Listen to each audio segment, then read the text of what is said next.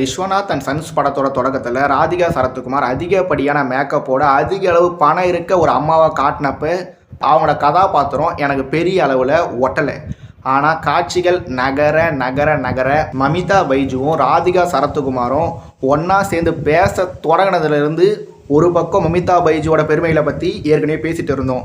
இன்னொரு பக்கம் மமிதா பைஜு இப்போ வந்து நடிகை, நான் காலகாலமாக இருக்கேன், நான் எம்மா ராதா பொண்ணு, ராதா ரவியோட தங்கச்சி, சரத்குமாரோட மனைவி, என் உடம்புல ஓடுறதே நடிப்பு ரத்தம் தான் அப்படின்னு சொல்லி அவங்களும் போட்டி போட்டு நடித்து ஒரு காட்சியும் அந்தளவுக்கு சிறப்பாக கொண்டு போயிருந்தாங்க.